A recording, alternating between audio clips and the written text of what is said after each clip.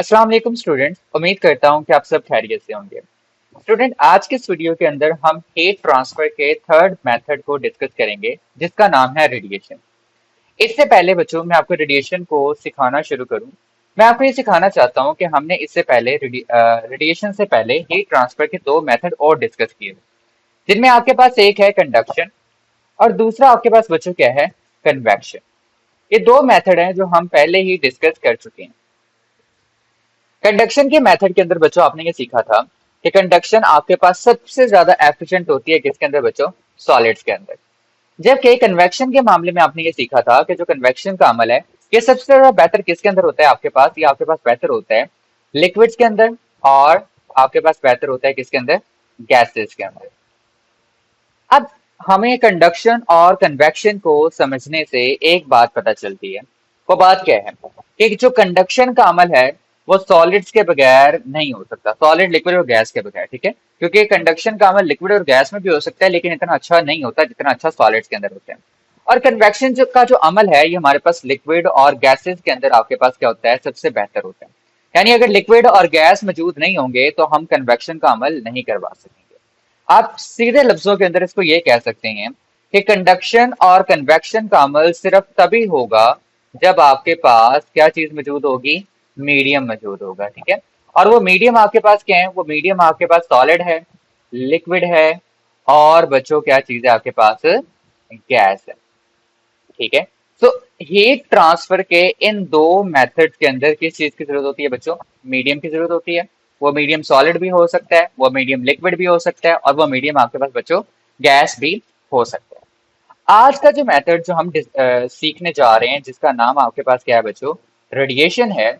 इस मेथड के अंदर आप ये सीखेंगे कि आपके पास रेडिएशन के अमल के लिए किसी तरह के मीडियम की जरूरत नहीं होती। मीडियम का मतलब क्या है, आपको नहीं जरूरत किसी सॉलिड की, नहीं जरूरत किसी लिक्विड की, नहीं जरूरत किसी गैस की। इसकी सबसे अच्छी एग्जांपल क्या होगी, इसकी सबसे अच्छी एग्जांपल बच्चों आपके पास ये है कि आप जमीन पर जितनी चीजें देखते हैं जो हीट को ट्रांसफर करती हैं उनमें आपके पास कंडक्शन भी हो सकती है, उनमें आपके पास कन्वेक्शन भी हो सकती है। लेकिन आप जानते हैं कि जो सूरज है आपके पास, ठीक है, ये आपके लिए हीट का सबसे बड़ा जरिया है। जमीन पे रहने वालों के लिए जो सूरज है वो हीट का सबसे बड़ा जरिया है। यानी आपके पास जो एनर्जी आ रही होती है, ठीक है, सूरज से, वो कैसे आ रही होती है, आपका सूरज क्या है, आपका सूरज एक हॉट बॉडी है, और आपकी जमीन क्या है, आपकी जमीन एक कोल्ड बॉडी है। तो हीट क्या करती है, अपने आप को हॉट बॉडी से किसकी तरफ लेके चलती है, कोल्ड बॉडी की तरफ लेके चलती है। ऐसा ही है, और किस मेथड से लेके चलेगी वो हम अभी डिस्कस करने वाले हैं। लेकिन ये चीज देखें कि क्या आपके सूरज और जमीन के दरमियान में कोई मीडियम मौजूद है, क्या कोई सॉलिड मौजूद है, क्या कोई लिक्विड मौजूद है, या फिर कोई गैस मौजूद है। तो इसका आंसर है नहीं। आपके पास ना तो सॉलिड मौजूद है आपकी जमीन और सूरज के दरमियान में, ना कोई लिक्विड है, ना ही कोई गैस है, बल्कि क्या है, वैक्यूम है। वैक्यूम का मतलब है वो बिल्कुल खाली जगह है, जमीन और सूरज के दरमियान में कोई चीज मौजूद नहीं है।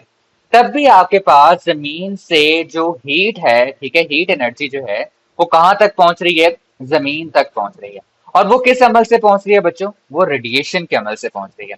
तो आज के टॉपिक में हम इसी को क्या करेंगे बच्चों, डिटेल के अंदर डिस्कस करेंगे। आधा हम आज डिस्कस कर लेंगे, आधा हम नेक्स्ट लेक्चर के अंदर बच्चों डिस्कस कर लेंगे। बाकी आप लोगों की मोस्ट ऑफ द रिक्वेस्ट के ऊपर आपने कहा था सर शॉर्ट नोट्स की फॉर्म में जो है ना हमें चीजें लिख के दी जाए। तो बच्चों मैंने क्या किया है, वीडियो के अंदर ही शॉर्ट नोट्स बना दिए हैं।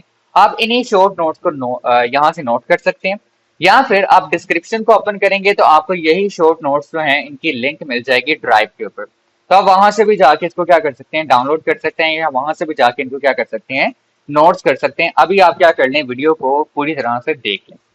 अच्छा, अब सबसे पहला एमसीक्यू जो आपसे वो पूछ सकता है वो क्या है, sun is the main source of heat for our planet. आपसे एमसीक्यू पूछा जा सकता है which is the main source of heat for our planet, और नीचे आपको कुछ ऑप्शन दे दिए जाएंगे। तो आपने किस ऑप्शन पे बच्चों टिक करना है, आपने सन के ऑप्शन के ऊपर टिक करना है कि वो हमारे पास जो सूरज है वो हमारे पास जमीन पर हीट का सबसे बड़ा जरिया है। जबकि दूसरी तरफ आपके पास एक और एमसीक्यू जो पूछा जा सकता है वो क्या है, heat does not reach the earth through conduction और कन्वेक्शन। वो कौन सा अमल है जिसके जरिए जो हीट है वो जमीन तक नहीं पहुंचती है, जमीन तक पहुंचती है, ये भी पूछ सकते हैं। ठीक है, अगर वो कहता है कि कौन सा अमल है जिसके जरिए जो हीट है वो जमीन तक नहीं पहुंचती, तो आपने कंडक्शन या कन्वेक्शन में से किसी एक ऑप्शन पे क्या करना है बच्चों, टिक करना है। अगर वो दोनों ऑप्शन दे देता है तो इसका मतलब आपके पास कोई तीसरा ऑप्शन ऐसा मौजूद होगा जिसमें इन दोनों को क्या करेगा, मेंशन करेगा वो। ठीक है, तो आपने याद रखना है, ये थोड़ी देर पहले मैं आपको बता चुका हूँ कि हीट जो है वो आपके पास कंडक्शन या कन्वेक्शन के जरिए हम तक नहीं पहुंचती। क्यों? क्योंकि सूरज और जमीन के दरमियान में ना तो लिक्विड है, ना सॉलिड है, ना ही गैस है। जबकि कंडक्शन और कन्वेक्शन को हीट ट्रांसफर के लिए सॉलिड, लिक्विड और गैस की क्या होती है बच्चों, जरूरत होती है। ठीक हो गया? आगे उसने बता दिया है because there is no medium between sun and earth. आपके पास सूरज और जमीन के दरमियान में कोई मीडियम मौजूद नहीं है जिससे हीट क्या करे बच्चों, ट्रांसफर करे। थर्ड, आपके पास एमसीक्यू बच्चों क्या पूछा जा सकता है कि जो रेडिएशन है ये किस तरह से सफर करती है। ठीक है, ये किस शक्ल में सफर करती है, ठीक है, या किस तरह से सफर करती है सूरज से लेकर जमीन तक। तो देखें, instead heat is transferred by radiation. आपके पास कंडक्शन और कन्वेक्शन के जरिए रेडिएशन ट्रांसफर नहीं होती, बल्कि किसकी मदद से होती है, आपके पास रेडिएशन की सूरत में जो है वो हीट जो है वो क्या होती है बच्चों, ट्रांसफर होती है। A process in which heat energy, या एनर्जी लिख लें या हीट एनर्जी लिख लें, ठीक है, travel across space in the form of electromagnetic wave. जो रेडिएशन है वो किस फॉर्म में ट्रेवल करती है बच्चों, इलेक्ट्रोमैग्नेटिक वेव की फॉर्म में ट्रेवल करती है। ये तो ये आपके पास क्या होगा बच्चों, एमसीक्यूज होगा कि रेडिएशन किस फॉर्म में ट्रेवल करती है। ठीक है, नेक्स्ट इसके बाद आपके पास शॉर्ट क्वेश्चन पूछा जा सकता है। ठीक है, वो शॉर्ट क्वेश्चन क्या है कि डिफाइन करें रेडिएशन को। तो रेडिएशन को आप बच्चों कैसे डिफाइन करेंगे, in radiation heat transfer occur through electromagnetic wave without requiring any medium. Radiation के अंदर आपके पास हीट का ट्रांसफर यानी इंतकाले हरारत जो है वो इस तरह से होगा कि आप जो है ये हीट ट्रांसफर करेंगे किसकी फॉर्म के अंदर, इलेक्ट्रोमैग्नेटिक वेव्स की फॉर्म के अंदर, जिसके लिए किसी मीडियम की जरूरत नहीं होती। बच्चों आप इलेक्ट्रोमैग्नेटिक वेव्स को जाके चैप्टर नंबर 3 के अंदर भी पढ़ेंगे, वो आपका पूरा चैप्टर वेव्स के ऊपर है। तो वहां पर आपको पता चलेगा कि इलेक्ट्रोमैग्नेटिक वेव्स आपके पास ऐसी वेव्स होती हैं जिनको गुजरने के लिए बच्चों किसी मीडियम की जरूरत नहीं होती। ठीक है, सो फिल वक्त के लिए सिर्फ आप इतनी बात याद रखें कि जो रेडिएशन है वो किसकी फॉर्म में ट्रेवल करती है या किसकी फॉर्म में ट्रांसफर होती है, तो वो इलेक्ट्रोमैग्नेटिक वेव की फॉर्म में बच्चों ट्रांसफर होती हैं, क्योंकि ऐसी वेव को गुजरने के लिए मीडियम की जरूरत नहीं होती। नेक्स्ट आपके पास बच्चों देखें क्वेश्चन आता है, radiation from a fire place. आपके पास बुक के अंदर इसको इस तरह से पूछा गया है, how does a heat travel from a fireplace to us. कि किस तरह से आपके पास जो हीट है वो फायर प्लेस से यानी जहां पर आग लगी हुई है, ठीक है, वहां से आप तक जो है वो पहुंचती है। अब बच्चों हीट ट्रांसफर यानी इंतकाले हरारत के आपने टोटल 3 मेथड पढ़े हैं, कंडक्शन, कन्वेक्शन और रेडिएशन। अब मैंने आपको बता दिया है पहले ही कि हमारे पास जो कंडक्शन है वो बैड कंडक्टर है किस चीज का, हीट का। यानी कंडक्शन का अमल हीट को हवा के अंदर से अच्छे तरीके से गुजरने नहीं देता। ये हमने कन्वेक्शन वाले टॉपिक के अंदर बहुत डिटेल में डिस्कस किया था। दूसरा मेथड आपके पास बच्चों कौन सा है, कन्वेक्शन का। तो कन्वेक्शन जो है वो आपके पास एयर के अंदर यानी हवा के अंदर हो सकता है। तो जब कन्वेक्शन का अमल यहाँ पर होगा तो क्या होगा, कन्वेक्शन का अमल क्या करता है कि आपके पास ये जैसे आग लगी ना यहाँ पे, तो इसके इर्द गिर्द जो हवा है, ठीक है, उसको क्या करता है, गर्म करते हैं। वो गर्म हवा जो है बच्चों आपके पास फैलती है और फैल के क्या करती है, ऊपर की तरफ उठती है। आपको ये ऊपर उठती हुई नजर आ रही है ना हवा, ठीक है, और फिर इसके जरिए आप तक पहुंचती है। लेकिन इस काम को होते होते क्या लगेगा बच्चों, टाइम लगेगा। ठीक है, कन्वेक्शन के अमल के जरिए हीट का आप तक पहुंचने में जो है वो क्या लगेगा बच्चों, टाइम लगेगा।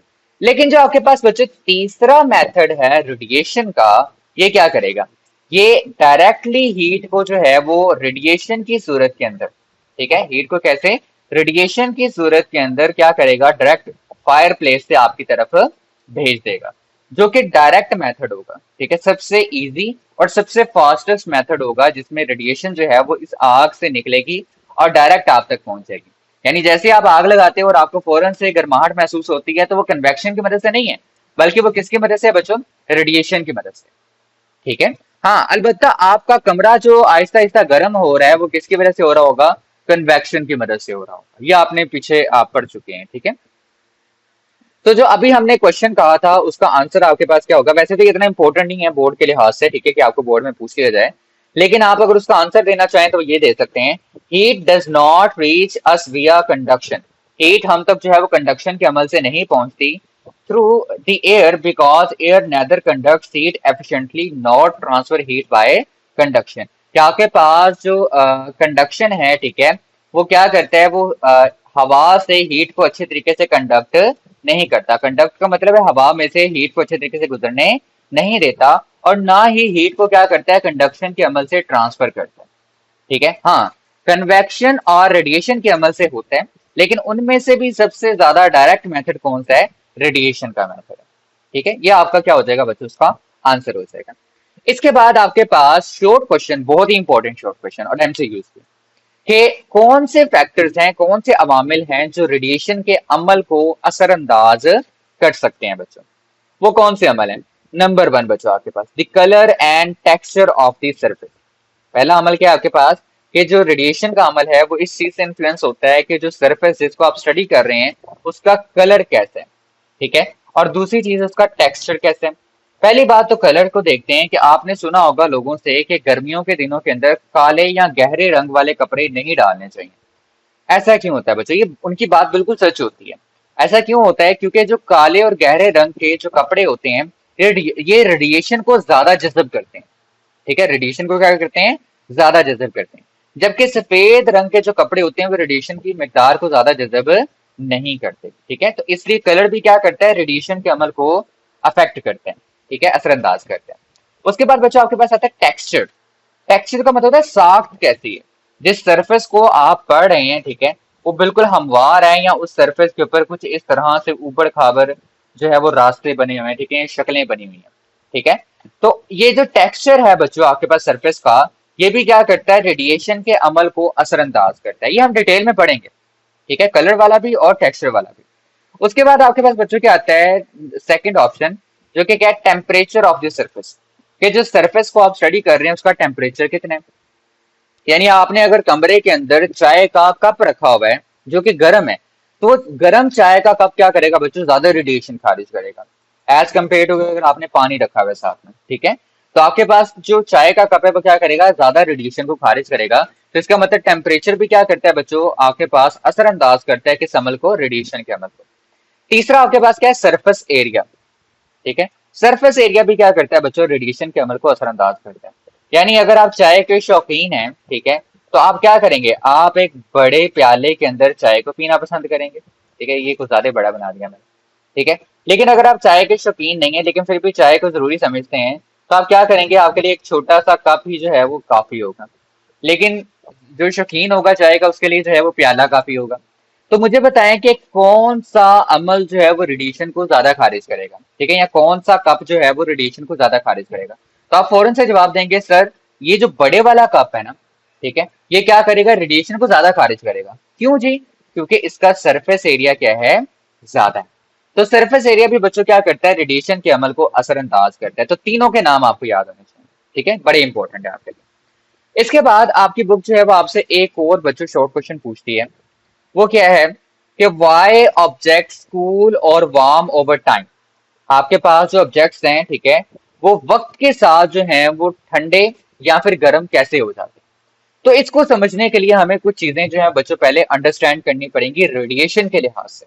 और वो चीजें बच्चों आपके पास क्या हैं, आपने ये बात याद रखनी है कि ऑल ऑब्जेक्ट्स, जितने भी ऑब्जेक्ट्स आपके इर्द गिर्द मौजूद हैं, अभी भी आपके इर्द गिर्द मौजूद हैं, ठीक है, दे रेडिएट हीट। ठीक है, ये क्या करते हैं, हीट को रेडिएट करते हैं, खारिज करते हैं हीट को। ठीक है, वाइल साइमल्टेनियसली अब्सॉर्बिंग इट। जितने भी ऑब्जेक्ट्स बच्चों, जैसे ये देखिए मैंने एग्जांपल बताएंगे, ठीक है, आप एक कमरे के अंदर है, ठीक है, इस कमरे में आपके पास टेबल है, लाइट है, विंडो है, उसकी दीवारें हैं, ठीक है, फ्लोर है। बच्चों ये जितनी भी चीजें हैं, ठीक है, ये सारी इसी टाइम के ऊपर क्या कर रही है, रेडिएशन को खारिज भी कर रही है और रेडिएशन को जज़ब भी कर रही है। जो आपको ऑरेंज कलर में नजर आ रही है इसका मतलब कि रेडिएशन खारिज हो रही है, और जो ब्लू कलर में नजर आ रही है इसका मतलब रेडिएशन आपके पास क्या हो रही है बच्चों, जज़ब हो रही है। तो ये बात आपने याद रखनी है कि आपके इर्द गिर्द जितनी भी चीजें इंक्लूडिंग यू, आपको शामिल करते हुए, ये सारी की सारी चीजें आपके पास बच्चों क्या कर रही हैं, रेडिएशन को खारिज भी कर रही हैं और रेडिएशन को क्या कर रही हैं बच्चों, जज़ब भी कर रही हैं। इसी चीज से बच्चों हम सवाल दें, इस सवाल का जवाब देंगे, इसलिए मैंने आपको ये बताया। इंपॉर्टेंट पॉइंट क्या है, इंपॉर्टेंट पॉइंट ये है जो आपने याद रखना है, the rate depends on the characteristics of the surface. ये जो रेट है रेडिएशन को जज़ब करने का या रेडिएशन को खारिज करने का, कि कोई रेडिएशन कितनी जल्दी जज़ब होगी या कितनी जल्दी आपके पास बच्चों खारिज होगी, ये डिपेंड करता है किस चीज के ऊपर, कि आपके पास ये जो आपके इर्द गिर्द चीजें हैं, ठीक है, ये बनी किस चीज से, ठीक है, इनका कलर कैसा है, इनका टेक्सचर कैसा है, इनकी सरफेस कैसी है, इनका टेम्परेचर कितना है, ठीक है। तो आपको याद हो हमने पीछे 3 पॉइंट्स पढ़ लिए हैं, ठीक है। तो इसलिए ये पॉइंट्स आपको याद रखना जरूरी है कि जो रेट है वो डिपेंड करेगा करेक्टरिस्टिक के ऊपर, किसकी, सरफेस की। तो ये देखें, रूम जो है वो, ये एग्जाम्पल जो है मैंने इसलिए बनाई ताकि आपको जो है वो समझ आ जाए। ये सब चीजें आपको मिलेंगी, ठीक है, ये आपको सब चीजें जो है वो मैं सेंड करूंगा, लेकिन बच्चों नोट्स बनाने की आपने आदत डालनी है, आपने ये खुद से बनाने की कोशिश भी करनी है। तो चलिए हम अपने पहले क्वेश्चन की तरफ चलते हैं, यानी उस क्वेश्चन के अंदर दो चीजें पूछी थी, वाई डू ऑब्जेक्ट कूल और वार्म ओवर टाइम। मैं एक एक करके आंसर दूंगा। सबसे पहले हम आंसर देंगे why object cool over time, क्या आपके पास जो चीजें हैं वो वक्त के साथ ठंडी क्यों हो जाती हैं। तो इस चीज को समझने के लिए बच्चों देखें, मैंने एक एग्जाम्पल ली है कि आपके पास एक रूम है, ठीक है, उस रूम के अंदर आपने क्या किया है, एक चाय का कप रख दिया है जो कि फुल गर्म है। देखें आपको थर्मामीटर नजर आ रहा है साथ में, जो आपको शो करवा रहा है कि भाई ये जो चाय का कप है ना, ये इस टाइम पे फुल गर्म हुआ पड़ा है। अब देखिए इसका टेम्परेचर और इस कमरे का टेम्परेचर क्या है, ठीक है। अब चाय का टेम्परेचर हम अपने पास से फर्ज कर लेते हैं कि भाई चाय का टेम्परेचर है 50 डिग्री सेल्सियस, ये शायद हमें नजर नहीं आ रहा। चाय का जो टेम्परेचर है वो कितना है आपके पास, 50 डिग्री सेल्सियस है। जबकि जो कमरे का टेम्परेचर है वो हम कह देते हैं कि normal room temperature 28 degree Celsius. तो देखें इन दोनों के टेम्परेचर में क्या है बच्चों, फर्क है। आपके पास ये जो चाय का कप है, ठीक है, ये फौरन से क्या करेगा, रेडिएशन को खारिज करेगा। ये समझ लें बच्चों एक तरह की जंग होती है, ठीक है, हीट के दरमियान में। हीट क्या चाहती है कि अगर ये चाय का कप गर्म है तो आपके पास हीट चाहती है कि जो कमरा है ना, इसका टेम्परेचर भी क्या हो जाए, चाय जितना हो जाए, ठीक है, जितना चाय का टेम्परेचर है इतना ही इस कमरे का क्या हो जाए बच्चों, टेम्परेचर हो जाए, ठीक है। तो आपके पास ये जो चाय का कप क्या करता है, ये रेडिएशन को खारिज करना शुरू कर देता है, निकालना शुरू कर देता है कि भाई बाहर जाओ और इस कमरे का टेम्परेचर भी क्या कर दो, अपने बराबर कर दो। वो अलग बात है, ऐसा होता नहीं है, उल्टा ये होता है कि चूंकि कमरा बहुत बड़ा होता है तो जो आपके पास चाय का टेम्परेचर है वो भी क्या हो जाता है, कमरे के टेम्परेचर के बराबर हो जाता है, ठीक है। तो देखें सबसे पहली बात कि जिस चीज का टेम्परेचर ज्यादा है वो रेडिएशन को क्या करेगी बच्चों, खारिज करेगी। वो रेडिएशन क्या करेगी, खारिज करेगी। और ये रेडिएशन को तब तक खारिज करती रहेगी जब तक आपके पास जो कमरे का टेम्परेचर है और जो चाय का टेम्परेचर दोनों बराबर ना होते हैं। अब जब कमरे का टेम्परेचर जो है वो 28 डिग्री सेल्सियस है और चाय का टेम्परेचर भी कितना है बच्चों, 28 डिग्री सेल्सियस है, तो दोनों का टेम्परेचर आपस में क्या हो गया बच्चों, बराबर हो गया। अब इस बराबर टेम्परेचर की वजह से ये जो आपके पास कप है ये जितनी अमाउंट में हीट को खारिज करेगा, अब उतनी अमाउंट में हीट को ये क्या करेगा, जज़ब भी करेगा। ये भी बात याद रखनी है। जब टेम्परेचर दोनों बराबर हो जाएंगे तो जितनी अमाउंट में हीट खारिज होगी उतनी अमाउंट में हीट क्या होगी, जज़ब भी होगी। लेकिन ये खारिज या जज़ब होने का अमल रुकेगा नहीं, ठीक है। हाँ, जब तक ये ज्यादा गर्म था कमरे से तब सिर्फ खारिज होने का अमल था, ठीक है। तो अब इस शॉर्ट क्वेश्चन का आंसर कैसे देंगे आप, इस शॉर्ट क्वेश्चन का आंसर देंगे if an object temperature is higher than its surrounding. अगर किसी ऑब्जेक्ट का जो टेम्परेचर है उसके इर्द गिर्द से क्या है, ज्यादा है, it radiates more heat than it absorb. तो वो क्या करेगा, हरारत को ज्यादा खारिज करेगा जबकि इतना जज़ब नहीं करेगा। So its temperature decreases until it matches the surrounding. तो इसका टेम्परेचर क्या करेगा बच्चों, डिक्रीज करना स्टार्ट कर देगा जब तक जो टेम्परेचर है वो सराउंडिंग के साथ क्या कर जाए बच्चों, मैच कर जाए। अब इसी तरह से हम दूसरे क्वेश्चन का भी जवाब देंगे, why objects warm over time. क्या आपके पास जो कमरे में रखी हुई चीजें हैं वो वक्त के साथ गर्म क्यों हो जाती हैं। यानी आप कमरे के अंदर क्या कर गए, ठंडे पानी का ग्लास रख गए, ठीक है। अब आप ठंडे पानी का ग्लास रख के बाहर चले गए कि मुझे कुछ काम याद आ गया, तो थोड़ी देर बाद आप वापस आते हो, आप देखते हो कि अब आपका ठंडा पानी जो है वो ठंडा नहीं रहा, ठीक है, वो गर्म हो गया आपके लिहाज से, ठीक है, जिस लिहाज से आप इसे छोड़ के गए थे उस लिहाज से वो क्या हो गया, गर्म हो गया। तो इस केस में क्या हुआ, इस केस में देखें आपने जो पानी छोड़ा था, ठीक है, उसका टेम्परेचर लेट से कहते हैं 10 डिग्री सेल्सियस था, ठंडा था ना, ठीक है, और जो कमरे का टेम्परेचर है वो कितना है, 28 डिग्री सेल्सियस है। तो अब क्या होगा, अब आपके पास जो हीट है, देखें ये आपके पास हॉट बॉडी है, इस टाइम पे कमरा आपके पास क्या है, एक हॉट बॉडी है, ठीक है। जबकि ये जो आपके पास पानी था ये क्या था, एक कोल्ड बॉडी था।